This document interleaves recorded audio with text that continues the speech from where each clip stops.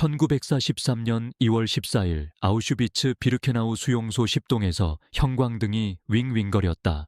20세의 폴란드인 교사 반다 폴타프스카 수감자 번호 7998가 수술대에 묶인 채 누워 있었고 칼 게브하르트 박사가 메스를 들고 그녀 위에 서 있었다.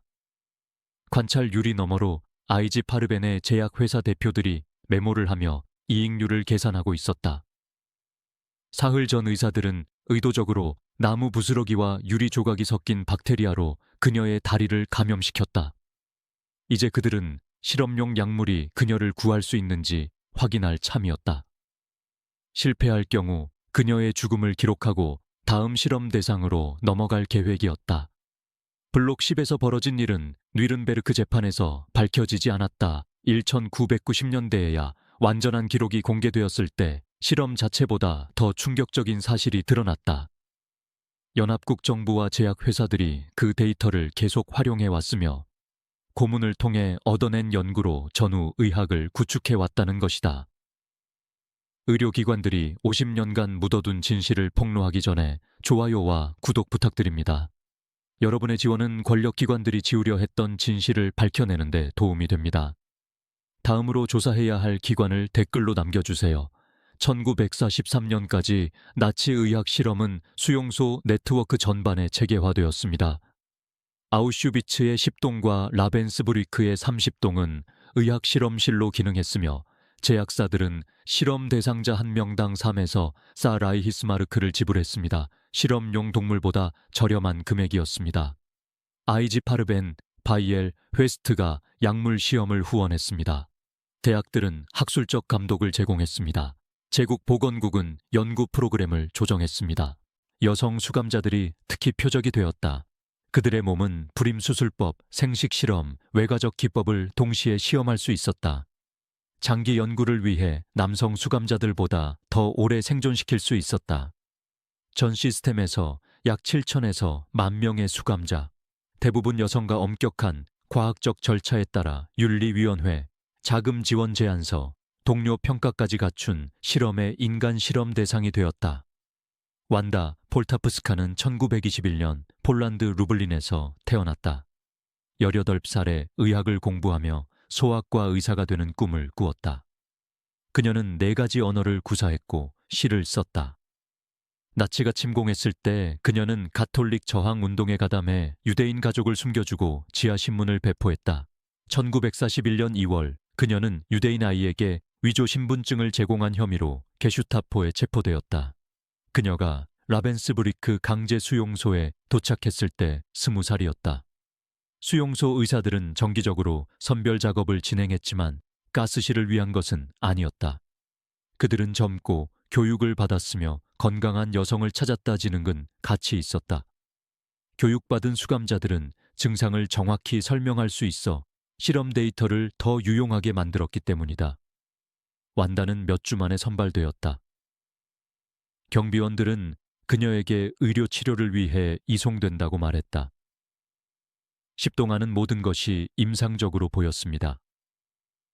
깨끗한 침대, 하얀 시트, 제대로 된 의료 장비, 그러다 그녀는 수술대 위에 끈을 보았습니다. 방음 처리된 벽, 제약회사 로고가 새겨진 관찰창, 하인리히 힘러의 개인 주치의이자 독일 적십자 회장인 카를 게브하르트 박사는 그녀가 중요한 의학 연구와 의학 지식의 발전에 참여할 것이라고 설명했습니다. 그는 고문이나 실험이라는 단어를 결코 사용하지 않았습니다. 완다는 설포나미드 임상시험 대상자로 선발되었다.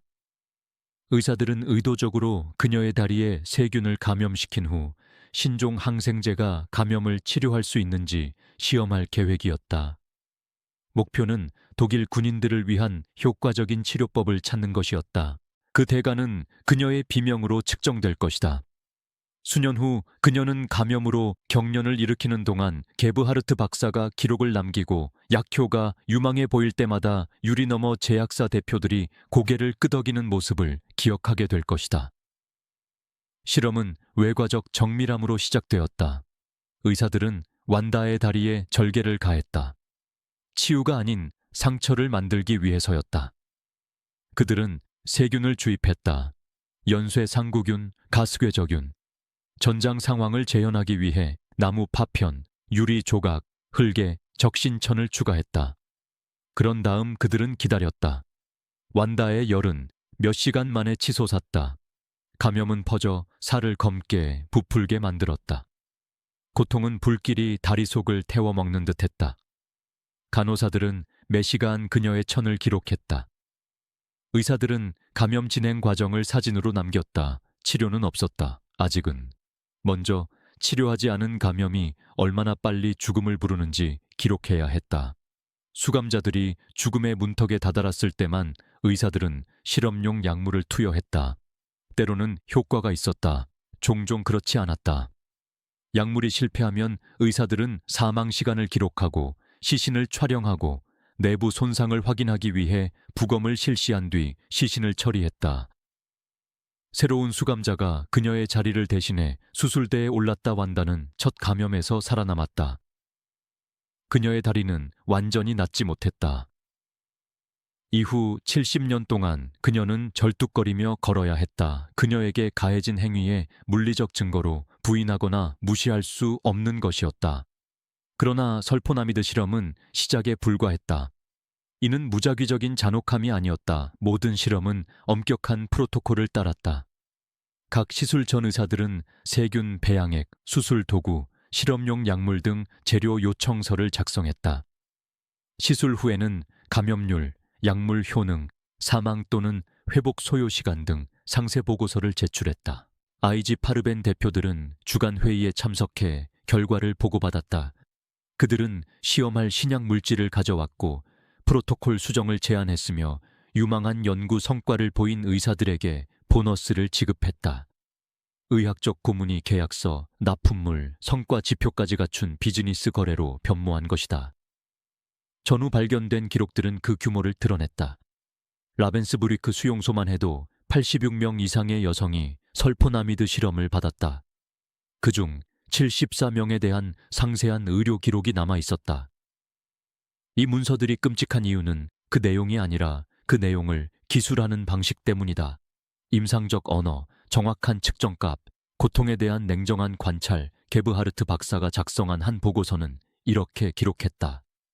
피험자 7,998은 탁월한 통증 내성을 보였으며 광범위한 조직 괴사에도 불구하고 시술 내내 의식을 유지했다. 감염 후 4일까지 생체 징후는 안정적이었다.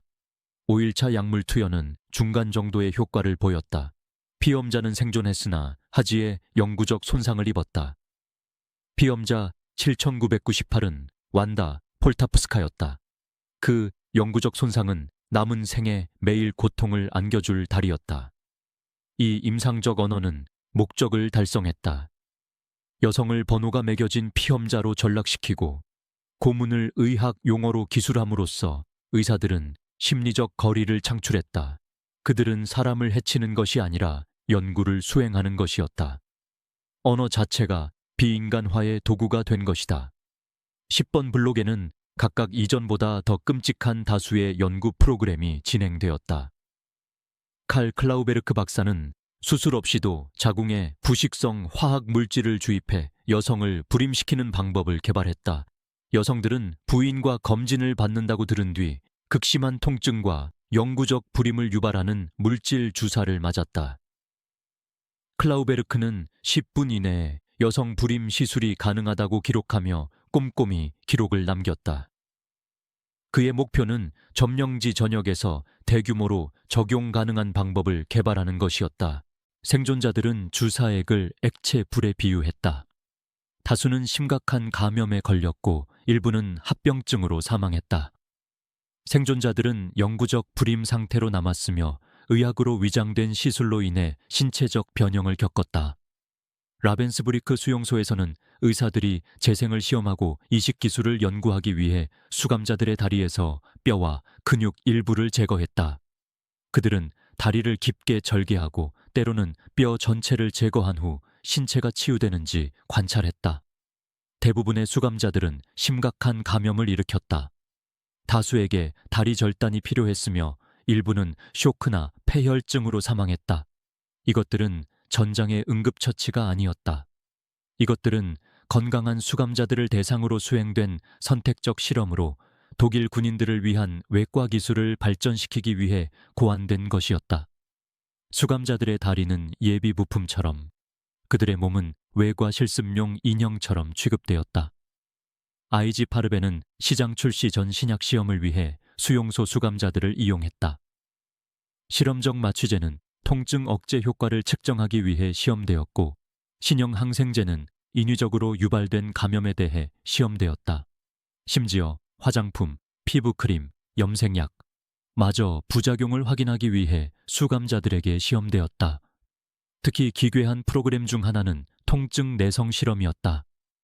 의사들이 생리적 반응을 측정하는 동안 수감자들은 화상, 전기 충격, 골절 등 다양한 고문을 당했다.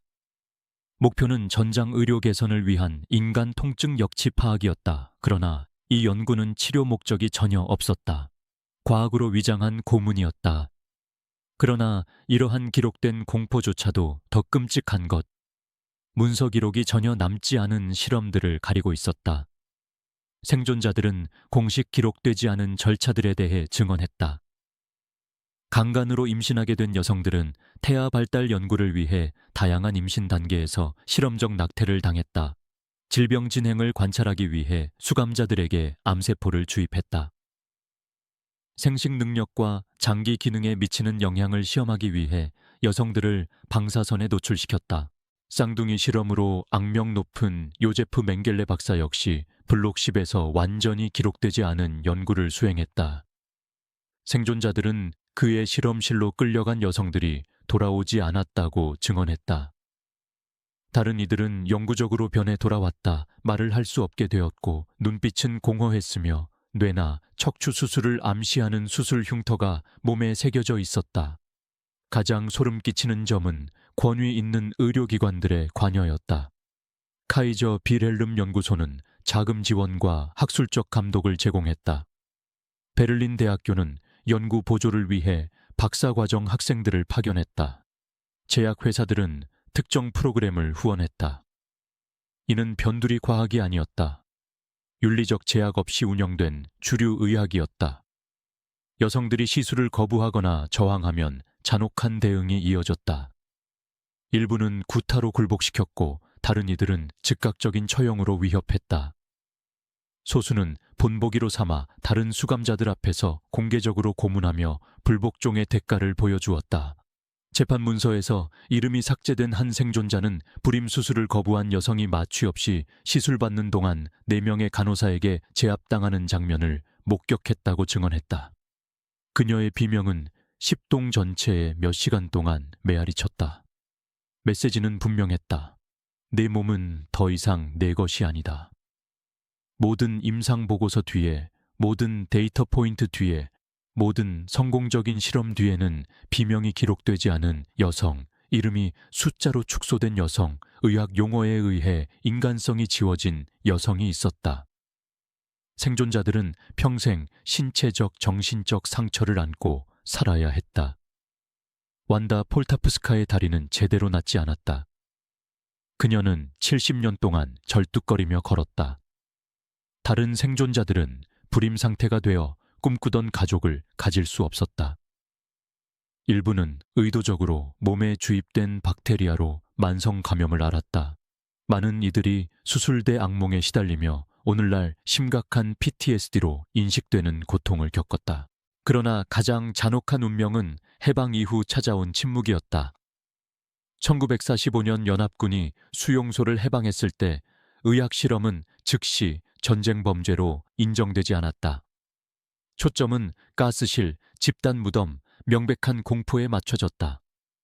10동에서 고통받은 여성들은 목소리를 잃었고 그들의 증언은 다른 잔혹행위보다 덜 중요하다고 무시당했다. 그리고 최후의 배신이 찾아왔다. 그들의 고통이 전쟁과 함께 끝나지 않았다는 깨달음이었다. 그들의 몸에서 추출한 데이터가 파괴하기엔 너무나 가치 있었기 때문이다. 고문은 기록되었고 결과는 서류로 정리되었다. 이제 연합국 정부와 제약회사들은 선택의 기로에 섰다. 인류에 대한 범죄의 증거를 파괴할 것인가, 아니면 생명을 구할 수 있는 과학적 데이터를 활용할 것인가? 그들은 활용하기로 선택했다. 그리고 그렇게 함으로써 그들은 고문에 가담하게 되었고 수용소가 해방된 후에도 오랫동안 메아리 치던 비명 속에서 이익을 취했다. 완다 폴타프스카는 라벤스부리크 수용소 한 곳에서만 약 400명의 여성 중 한 명으로 의학 실험을 당했다. 전체 수용소 시스템을 통틀어 역사가들은 7,000명에서 10,000명의 수감자, 대다수가 여성과 어떤 형태로든 의학 실험을 겪었다고 추정한다.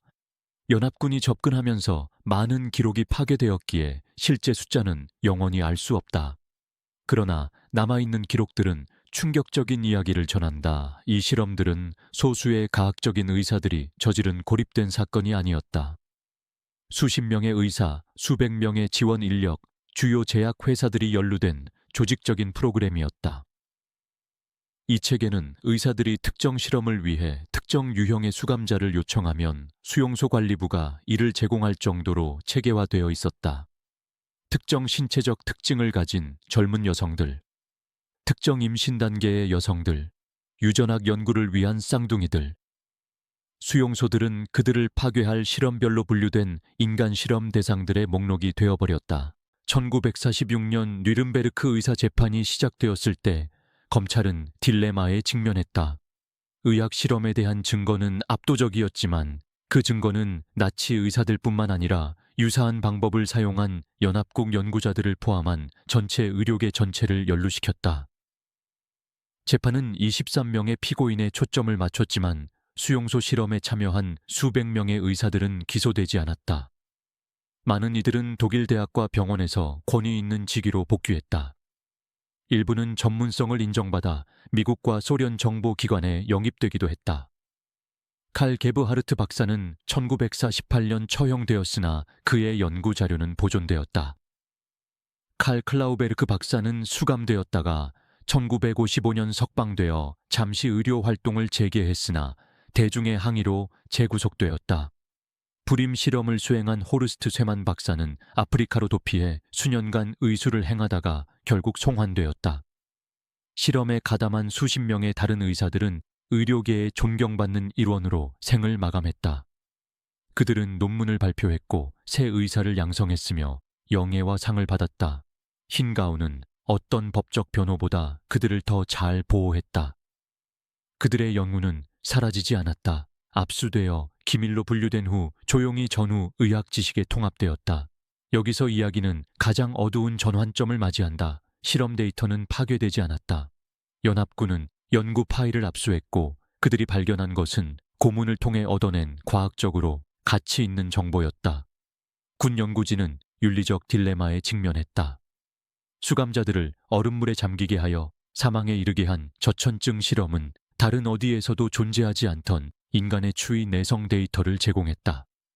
고도 실험은 수감자들을 압력실에 가두어 산소 결핍으로 사망하게 함으로써 항공의학에 대한 통찰을 제공했다. 제약 실험에서는 수백 가지 화합물을 인간 대상에게 시험했다.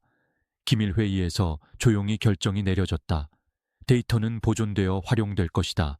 출처는 은폐될 것이다. 희생자들은 인정받거나 보상받지 못할 것이다. 1950년대와 1960년대에 발표된 의학 논문들은 강제 수용소를 언급하지 않은 채 독일 전쟁 시기 연구를 인용했다. 제약사들은 약물 시험 결과를 활용해 제품을 시장에 출시했다. 군사연구원들은 그 결과를 생존훈련 프로토콜에 통합했다. 1984년 저천증 치료에 관한 의학 저널 논문은 나치의 냉수 실험을 인용했다. 1990년 고고도 생리학 논문은 압력 챔버 연구를 참조했다. 최근인 2017년에도 한 연구자가 널리 사용되는 해부학 도감에 처형된 수감자들의 시신을 바탕으로 한 사파가 실려 있음을 발견했다. 고문은 과학적 지식으로 변모했다. 희생자들은 기록에서 지워졌다. 그들의 비명은 의학 저널의 각주가 되었고 시신은 연구 논문의 데이터 포인트가 되었다. 의사가 독일 전쟁 연구를 인용할 때마다 그들은 완다, 폴타프스카 같은 여성들의 고통 위에 자신의 경력을 쌓고 있었던 것이다. 제약회사가 약물 시험 데이터를 사용할 때마다 그들은 고문으로 이익을 얻었다. 의대생이 처형된 죄수를 바탕으로 한 해부학 사파를 공부할 때마다 그들은 살인에서 배운 것이었다. 많은 실험을 후원한 기업인 IG 파르베는 전쟁 후 바이엘, 바스프, 회슈트 등 별개의 회사들로 분할되었다. 이들 기업은 제약업계의 거대 기업으로 성장했으며 일부는 오늘날까지 운영 중이다. 그들은 생존자들에게 최소한의 배상만 지급했고 자신들의 관여를 완전히 공개한 적이 없다. 1995년 동독 기록 보관소에서 발견된 문서들은 바이엘이 1944년까지도 아우슈비츠 수용소 수감자들을 약물 실험용으로 구매했음을 드러냈다. 회사는 사과문을 발표했으나 현대 바이엘은 전신기업의 행위에 대해 책임이 없다고 주장했다. 메시지는 분명했다. 책임보다 이익이 우선이다. 정의보다 기업 생존이 중요하다. 수십 년간 의학실험 생존자들은 인정을 위해 고군분투했다. 다른 홀로코스트 생존자들과 달리 그들은 의사들이 그런 잔혹 행위를 저지를 수 있다고 믿고 싶지 않은 의료 전문가들의 회의론에 직면했다. 완다 폴타프스카는 수년간 증언하고 글을 쓰고 옹호 활동을 펼쳤다. 1962년 출간된 그녀의 회고록 그리고 나는 내 꿈을 두려워한다. 는 의학 실험에 대한 최초의 상세한 기록 중 하나였다. 그러나 그녀의 증언이 문서 증거로 완전히 입증되기까지는 1990년대가 되어야 했다. 다른 생존자들은 결코 인정을 받지 못했다. 많은 이들이 그들의 이야기가 기록되기 전에 사망했다. 그들의 이름은 수용소 기록에 단지 숫자로만 등장하며 그들의 고통은 인간이 아닌 실험 대상으로 묘사된 임상 보고서에만 기록되어 있다. 50년 동안 10번 블록의 완전한 진실은 기밀로 분류되었다. 의학 저널들은 이를 논의하지 않았다. 역사 교과서에서도 간략히 언급되거나 아예 생략되었다.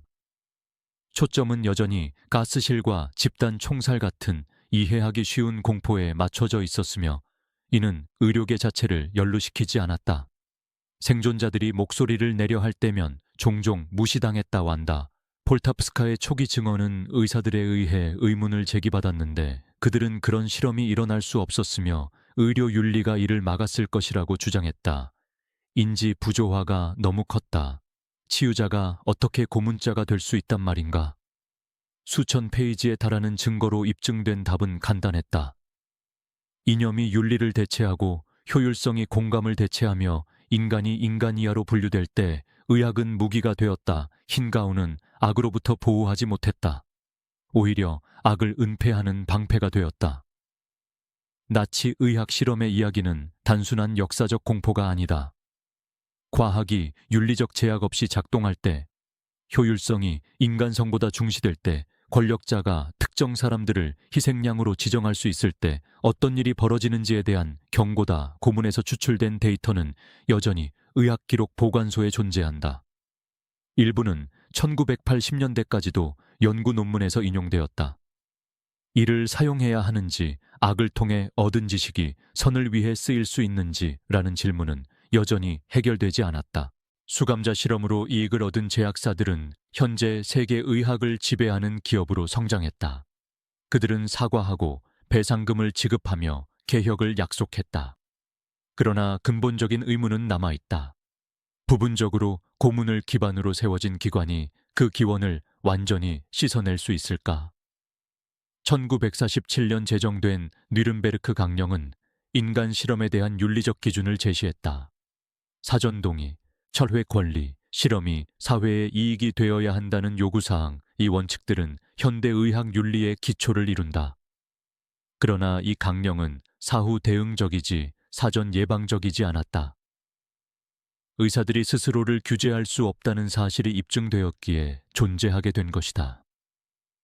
완다 폴타프스카는 2023년 100일 한세를 일기로 세상을 떠났다. 그녀는 생애 마지막 수십 년을 생존자들을 대변하며 그들의 이야기가 잊히지 않도록 노력했다. 게브하르트 박사의 실험으로 영구적으로 손상된 그녀의 다리는 생애 마지막 순간까지 고통을 안겼다. 그녀는 이를 자신의 증인이라 불렀다. 부인하거나 무시할 수 없는 육체적 증거였다. 라벤스부리크에는 한때 10동 블록 10이 운영되던 자리에 현재 기념비가 세워져 있다. 설포나미드 실험을 당한 86명의 여성 이름이 돌에 새겨져 있다. 그러나 수천 명의 다른 희생자들은 여전히 이름 없이 남아 있으며 그들의 고통은 그들을 숫자와 데이터 포인트로 축소시킨 임상 보고서에만 기록되어 있다. 그들의 몸은 실험실이 되었다. 그들의 고통은 측정되고 기록되었다. 그들의 죽음은 과학적 가치를 위해 분석되었다. 이것은 단순히 나치 독일에 관한 이야기가 아니다. 의학 그 자체에 관한 이야기다. 윤리가 버려지고 특정 생명들이 덜 가치 있다고 여겨지고 도덕적 제약 없이 과학적 진보가 추구될 때 치유의 직업이 어떻게 해악의 도구가 될 수 있는지에 관한 이야기다. 흰 가운이 덕성을 보장하지는 않는다. 의학 학위가 연민을 보장하지도 않는다. 그리고 인간성을 벗어난 지식 추구는 의사들이 고문자가 되고 의학이 살인이 되는 수술대로 이끈다. 실험은 1945년에 끝났습니다. 그러나 배신은 계속되었습니다. 연합국 정부들은 그 데이터를 이용했습니다. 제약회사들은 그로부터 이익을 얻었습니다. 의학 저널들은 그것을 인용했습니다.